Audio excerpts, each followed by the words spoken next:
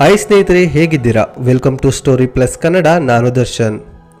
ಪಶ್ಚಿಮ ಘಟ್ಟದ ಮಡಿಲಿನಲ್ಲಿ ಒಂದು ಮೌನವಾದ ಕಾಡಿದೆ ಸ್ನೇಹಿತರೆ. ಅಲ್ಲಿ ಮನುಷ್ಯ ಹುಟ್ಟಿದ ಯಾವುದೇ ದಾಖಲೆ ಇಲ್ಲ. ಆದರೆ ಆ ಮೌನದ ಮಧ್ಯ ಒಂದಲ್ಲ ಎರಡಲ್ಲ 3 ನದಿಗಳು ಹುಟ್ಟಿದೆ. ತುಂಗ, ಭದ್ರಾ, ನೇತ್ರಾವತಿ. ಮಕ್ಕಳಿಗೆ ಹೆಸರು ಬೇರೆ ಬೇರೆ ಇದ್ದರೂ ತಾಯಿ ಹೆಸರು ಒಂದೇ ಇರುವಂತೆ ಈ ನದಿಗಳ ಹೆಸರು ಬೇರೆ ಬೇರೆ ಇದ್ದರೂ ಅವುಗಳ ತಾಯಿ ಒಂದೇ, ಕುದುರೆಮುಖ. ಬೆಳಗ್ಗೆ ಬೆಳಕಿನಲ್ಲಿ ದೂರದಿಂದ ನೋಡಿದ್ರೆ ಆ ಪರ್ವತ ಒಂದು ಕುದುರೆಯ ಮುಖದಂತೆ ಕಾಣುತ್ತೆ.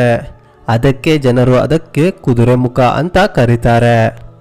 ಆದರೆ ಕುದುರೆಮುಖ ಅಂದ್ರೆ ಕೇವಲ ಒಂದು ಬೆಟ್ಟ ಅಲ್ಲ ಸ್ನೇಹಿತರೆ. ಅದು ಸಾವಿರಾರು ವರ್ಷಗಳಿಂದ ನದಿಗಳಿಗೆ ಜೀವ ಕೊಟ್ಟ ತಾಯಿ, ಕಾಡುಗಳಿಗೆ ಉಸಿರು ಕೊಟ್ಟ ಹೃದಯ, ಮಾನವರಿಗೆ ನೀರು ಕೊಟ್ಟ ದೇವರು. ಈ ಕಾಡು ಇಲ್ಲ ಅಂದಿದ್ರೆ ಇವತ್ತು ಕರ್ನಾಟಕದ ಬಹುಭಾಗಕ್ಕೆ ನೀರು ಇರ್ತಾ ಇರಲಿಲ್ಲ. ಇಷ್ಟು ಪವಿತ್ರವಾಗಿದ್ದ ಈ ಕುದುರೆಮುಖ ಒಂದು ಸಮಯದಲ್ಲಿ ಗೋಸ್ಟ್ ಟೌನ್ ಆಗಿ ಬದಲಾಗುತ್ತೆ ಅಂದ್ರೆ ನಂಬೋಕೆ ಕಷ್ಟವಾಗುತ್ತೆ. ಆದರೆ ಹೇಗೆ ಅಂತ ನಾವು ತಿಳ್ಕೋಬೇಕು ಅಂದ್ರೆ ನಾವು ಸ್ವಲ್ಪ ಹಿಂದಕ್ಕೆ ಹೋಗ್ಬೇಕು. 18ನೇ ಶತಮಾನದ ಕೊನೆಯ ಭಾಗ. British East India company Mysuru ಮತ್ತು ಕರಾವಳಿ ಪ್ರದೇಶಗಳ ಮೇಲೆ ನಿಧಾನವಾಗಿ ಅವರ ಗಟ್ಟಿ ಹಿಡಿತ ಸಾಧಿಸುತ್ತಾ ಇತ್ತು. ಅವರಿಗೆ ಬೇಕಾದದ್ದು ಒಂದೇ, ಸಂಪತ್ತು. ಭಾರತದ ನೆಲದಲ್ಲಿ ಏನಿದೆ, ಎಷ್ಟಿದೆ, ಎಲ್ಲಿದೆ ಅನ್ನೋದನ್ನ ತಿಳ್ಕೊಳ್ಳೋದೇ ಅವರ ಮೂಲ ಗುರಿ. ಅದಕ್ಕಾಗಿ ಅವರು ಮೊದಲು ಮಾಡಿದ್ದ ಕೆಲಸ ಸರ್ವೆ. ನಕ್ಷೆಗಳು ಬಿಡಿಸುತ್ತಿದ್ದರು, ಪರ್ವತಗಳ ಎತ್ತರ ಅಳೆಯುತ್ತಿದ್ದರು, ಮಳೆ ಪ್ರಮಾಣ ದಾಖಲಿಸುತ್ತಿದ್ದರು, ನದಿಗಳ ದಿಕ್ಕು ಗುರುತಿಸುತ್ತಿದ್ದರು. ಈ ಎಲ್ಲಾ ಸರ್ವೆಗಳ ನಡುವೆಯೇ ಒಂದು ವಿಷಯ ಅವರ ಗಮನ ಸೆಳೆಯಿತು. ಕುದುರೆಮುಖದ ಕೆಂಪು ಮಣ್ಣು. ಸ್ನೇಹಿತರೆ, ಅದು ಸಾಮಾನ್ಯ ಮಣ್ಣಿನಂತೆ ಇರಲಿಲ್ಲ. ನೋಡಿದೊಡನೆ ಭೂಗರ್ಭ ತಜ್ಞರಿಗೆ ಅರ್ಥವಾಗಿ ಬಿಟ್ಟಿತ್ತು ಈ ಮಣ್ಣಿನಲ್ಲಿ ಕಬ್ಬಿಣದ ಅಯಸ್ಕ ತುಂಬಿದೆ ಅಂತ. ಬ್ರಿಟಿಷ್ ಅಧಿಕಾರಿಗಳು ವರದಿ ಬರೆದರು, ಈ ಭಾಗದಲ್ಲಿ ಹೆಚ್ಚು ಪ್ರಮಾಣದ ಐರನ್ ಓರ್ ಇದೆ ಅಂತ.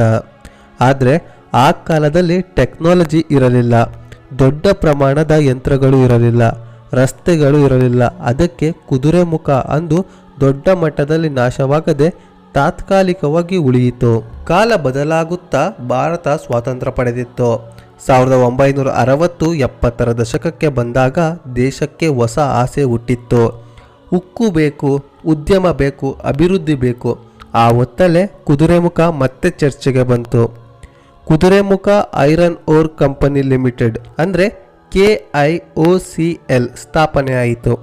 ಗಣಿಗಾರಿಕೆ ಶುರುವಾಯಿತು. ರಸ್ತೆಗಳು ಬಂದವು, ಭಾರಿ ಯಂತ್ರಗಳು ಬಂದವು, ಟ್ರಕ್ಗಳ ಓಡಾಟ ಶುರುವಾಯಿತು. ವರ್ಷಗಳ ಕಾಲ ಮೌನವಾಗಿದ್ದ ಕಾಡು ಮೊದಲ ಬಾರಿಗೆ ಗರ್ಜಿಸೋಕೆ ಶುರು ಮಾಡಿತ್ತು. ಇದು ಕುದುರೆಮುಖದ ಅತ್ಯಂತ ಕಠಿಣ ಸಮಯ ಸ್ನೇಹಿತರೆ. 1970ರಿಂದ 1990ರ ನಡುವೆ ಪರ್ವತಗಳನ್ನು ನಿಧಾನವಾಗಿ ತೋಡಲು ಶುರು ಮಾಡಿದರು. ಸಾವಿರಾರು ಮರಗಳನ್ನು ನೆಲಸಮ ಮಾಡಿದರು. ನದಿಗಳ ಮೂಲಗಳಿಗೆ ಹಾನಿ ಶುರುವಾಯಿತು. ಕಾಡು ಕೇವಲ ಕಾಡಾಗಿರಲಿಲ್ಲ, ಅದು ಗಾಯಗೊಂಡ ಜೀವಿಯಾಗಿ ಬದಲಾಯ್ತಾ ಹೋಯಿತು.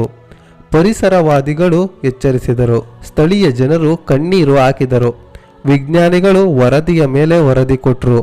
ಆದರೆ ಅಭಿವೃದ್ಧಿ ಅನ್ನೋ ಹೆಸರು ಈ ಎಲ್ಲ ಧ್ವನಿಗಳನ್ನು ಮೌನವಾಗಿಸಿ ಬಿಟ್ಟಿತು. ಕೊನೆಗೆ 2002ರಿಂದ 2005ರ ನಡುವೆ ಭಾರತದ ಸುಪ್ರೀಂ ಕೋರ್ಟ್ ಮಧ್ಯಸ್ಥಿಕೆ ವಹಿಸಿತು. ಗಣಿಗಾರಿಕೆಯನ್ನು ಸಂಪೂರ್ಣವಾಗಿ ನಿಲ್ಲಿಸಲಾಯಿತು. ಕುದುರೆಮುಖವನ್ನು ರಾಷ್ಟ್ರೀಯ ಉದ್ಯಾನವನ ಎಂದು ಘೋಷಿಸಲಾಯಿತು. ಸ್ನೇಹಿತರೆ, ಅಂದು ಮೈನಿಂಗ್ ನಿಲ್ಲಿಸಿರಲಿಲ್ಲ ಅಂದಿದ್ರೆ ಇವತ್ತು ಕುದುರೆಮುಖ ಅನ್ನೋ ಅದ್ಭುತ ಸ್ಥಳವೇ ನಮ್ಮ ಮುಂದೆ ಇರ್ತಿರಲಿಲ್ಲ. ಇವತ್ತು ಕುದುರೆಮುಖ ಮತ್ತೆ ಉಸಿರಾಡ್ತಿದೆ. ಅದು ಪ್ರವಾಸಿ ತಾಣವಾಗಿದೆ, ಕಾಡು ಪ್ರಾಣಿಗಳ ಸುರಕ್ಷಿತ ವಾಸಸ್ಥಾನವಾಗಿದೆ.